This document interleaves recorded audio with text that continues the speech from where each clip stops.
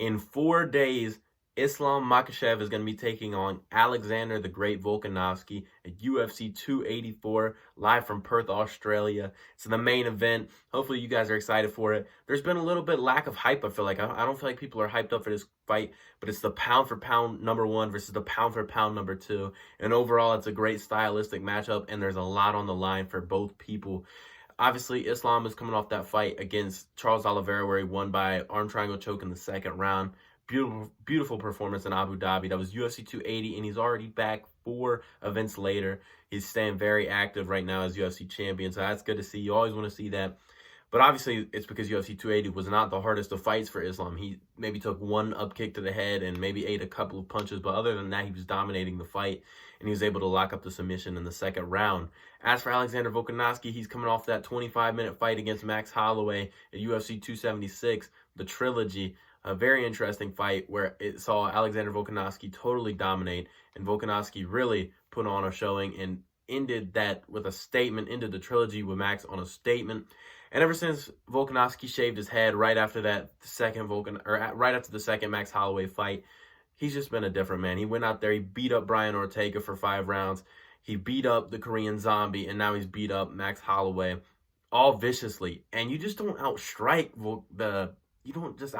Max Holloway. That's the thing that just doesn't happen very much. So that's why that show's so shocking to see that. It's very shocking to see that. So it's a lot of people don't think that, Volkanovski has better striking than Max Holloway, but he does. He shows that he has better striking than even Max Holloway, who's widely regarded for some reason still as the best striker in the featherweight division. I don't see that. I think Volkanovski is the best striker at featherweight. I really do. He might not have the kicks and he might not be the fastest, but he just has the timing and he's able to time people very well. But obviously, he's got a different challenge on his hand. He has an expert grappler on his hands and probably one of the best grapplers the UFC has ever seen, and probably the greatest grappler in the UFC currently, other than maybe Kamaru Usman, of course. But you've got Islam Makhachev, who's on a crazy win streak. His last loss is only a quick knockout in his second fight in the UFC. And some people, consider that to be kind of a fluke loss because everybody can get caught with something. Doesn't mean, you're a bad fighter or anything. So that's obviously interesting to see. He's been on an insane win streak. Obviously got the title shot after he fought Bobby Green. And before that, man, those fights, Drew Dober, a lot of people think he doesn't have a good resume, which he doesn't have probably the strongest resume, but he's not been, he hasn't really gotten to fight the elite level of competition. A lot of people have been ducking him. But if you think about it, he's beaten Bobby Green. He's beaten Dan Hooker. He's beaten Drew Dober. He's beaten Arman Sarukian. He's beaten a lot of these guys up here at the top that are actually pretty good. Drew Dober is a hard fight. Drew Dober is actually a very hard fight. Drew Dober is actually a very good fight. And if you don't think Drew Dober is good, I don't know what to tell you. You probably just don't watch the UFC. Drew Dober is the Crimson Chin, man. That man is hard to knock out. He's a hard man to beat. And Islam was able to find the submission. And even the win, oh my gosh, I don't know. I forget his name. Oh, Thiago Moises. The Thiago Moises fight. Very underrated at the time. Everybody was going, oh, Thiago Moises, he's got horrible takedown defense. And then he was able to find the submission on Thiago Moises later in the fight. And now we know Thiago Moises to be a pretty good grappler. So that was interesting to see. And for Volkanovski, he beat Chad Money Mendez, which is probably the most comparable to Islam Makhachev. However, Chad Mendez is not. He's got that American wrestling style, which is totally different. Conor was able to stop Chad Mendez's grappling after the second round of their fight, or after the first round of their fight. He was able to knock him out in the second round. Same thing with Volkanovski. But Volk has great wins. Jose Aldo, Chad Mendez, Max Holloway. Anybody you could really think of in that elite featherweight division, he's pretty much beaten. So that's why he's going off to the lightweight division to fight Islam Makhachev. So that's kind of the background behind this fight.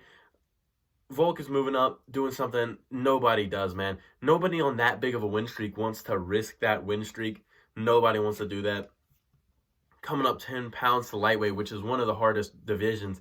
You got to think if you're Volk, what happens if you win the title as well? Because then you got to fight the top guys at lightweight. And then you got Justin Gaethje, Rafael Fiziev, Dustin Poirier, Arman Sarukian, Conor McGregor, Beneil Dariush, Charles Oliveira, Mateus Gamrot. There's so many good fights at 155 pounds, and there's going to continue to be so many good people and so much talent. I'm saying if you're thinking about coming up, you do have to think about the challenges that come after Islam Makhachev as well, because Dustin Poirier is a hard fight. Dustin Poirier outstruck Max Holloway in their fight too. So all those fights are hard, right? Those fights are definitely hard for Volk if he is able to get past Islam. So you do have to think about that though. But Volk versus Islam is an amazing fight. A lot on the line.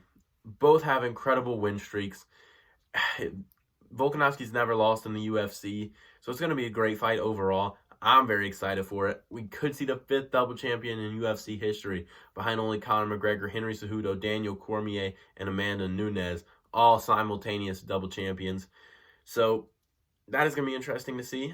If he goes up there and gets a second belt and beats Islam Makhachev, to me, he's going to be regarded within the top 10 of my fighters of all time, maybe top 7.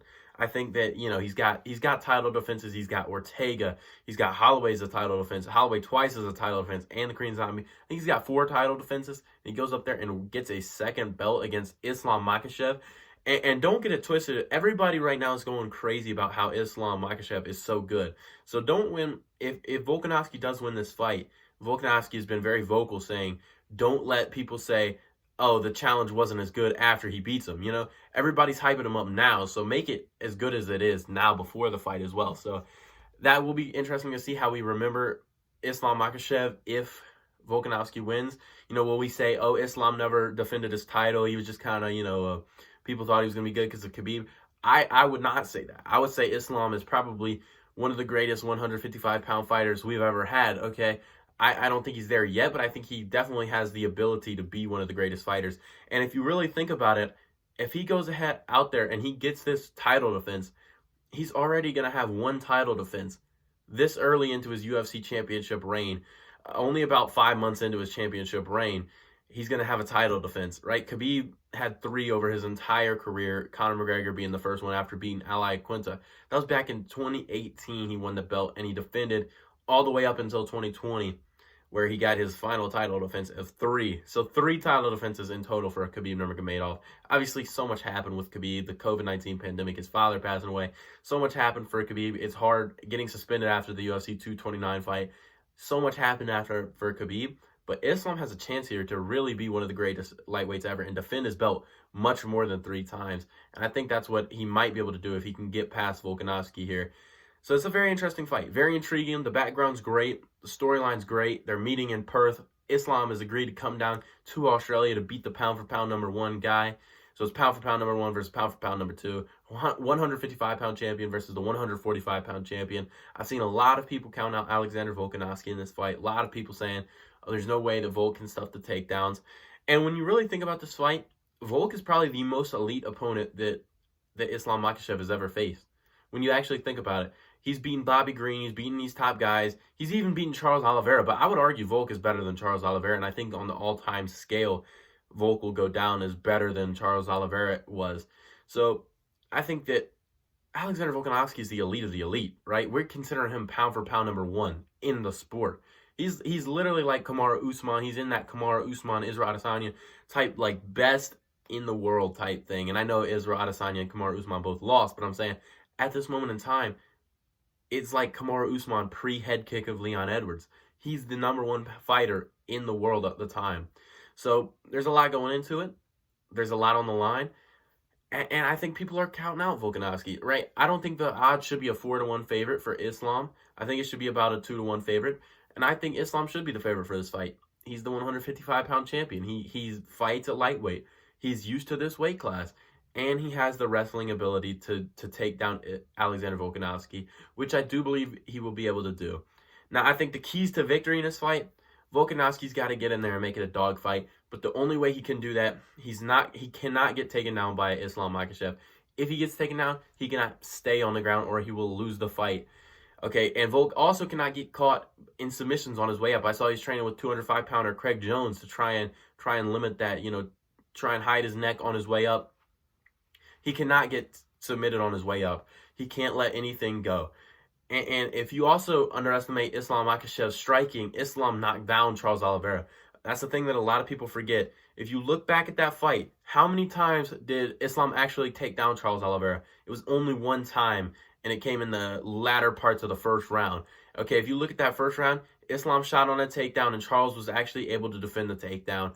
And then only when Charles Oliveira actually shot in on his own takedown and put Islam up against the fence did Islam hip toss him over his side, and that was what got Charles Oliveira down for the rest of the round. And obviously in that second round, he actually did not take Charles Oliveira down. That was a knockdown. So obviously a knockdown could happen in this fight. If Volk is out there underestimating Islam striking, Islam actually has pretty hard kicks. I could see a kick, I could see a head kick landing that knocks Volkanovski down. I could totally see something like that. I don't know though. Personally, I see Islam Makhachev winning this fight, right? I think that Volk is an amazing fighter. I think he's the best at 145 pounds, but I do think that the weight class is going to give him troubles. I think that the grappling is just otherworldly, man. I just think it's just something that happens with these fighters, and it won't be double legs. I don't think. I think Volk will be able to defend the double legs. He'll see that coming from a mile away. But also, you can't get caught with an overhand. I guess it would be an overhand left in this case because Islam's a southpaw. But just like Conor got caught with that overhand by Khabib Nurmagomedov, you have to be careful of their striking because they present this problem where they get you to worry so much about that wrestling. That's all you're focused on. So when you see them start to duck down, you're immediately thinking that that shot is coming, and then an overhand can obviously end the fight. And in this case, a head kick also might do it. I could really see a head kick for Islam Makhachev. But I'm going to say I believe Islam is going to be able to take him down. Again, not with double legs and single legs. I think it's going to come when Volkanovski is going to charge him and he's gonna fight with him in the pocket, and then Islam is going to be able to wrap him up and put him up against the fence. Now, I think up against the fence is where Islam is going to be able to do his best work. I think Islam is going to get him up against the fence, and I think he's going to actually hit trips over the fence. I think he's going to trips on the fence is how I think he's going to take Alexander Volkanovski down. I don't see him, taking him down at range. I think you'll see him maybe shoot on a takedown, Volk will, sprawl, and then they'll get to the fence. And then they'll get to the fence, and then somewhere along the fence, you'll see Volk able to, defend the takedowns, and then he will eventually get taken down by a trip, just like Charles Oliveira did. And if you see this, Islam actually does this in his fights where he takes down these tall, lanky guys. He double-legged Bobby Green. He double-legged Dan Hooker. But I think he's, just like with Drew Dober. With Drew Dober, he was taking him down with trips. He was getting him in the clinch and then tripping him down to the ground. And so that's how I believe this fight is going to go. I think he's going to put Alexander Volkanovski in these clinch situations, and then he's going to be able to just take him down to the ground and submit him there. And I believe we will see a second or first round submission for Islam Makhachev. And I think people will be at an all-time, the Islam hype will be at an all-time high right after Islam Makhachev submits Alexander Volkanovski at UFC 284. I'm really interested in hearing your opinions because this is a very controversial fight, and it's a major fight that needs more coverage. So I want to hear all your guys' opinions on this fight. Let me know who you're picking. I'll see you all in the next one. Peace out.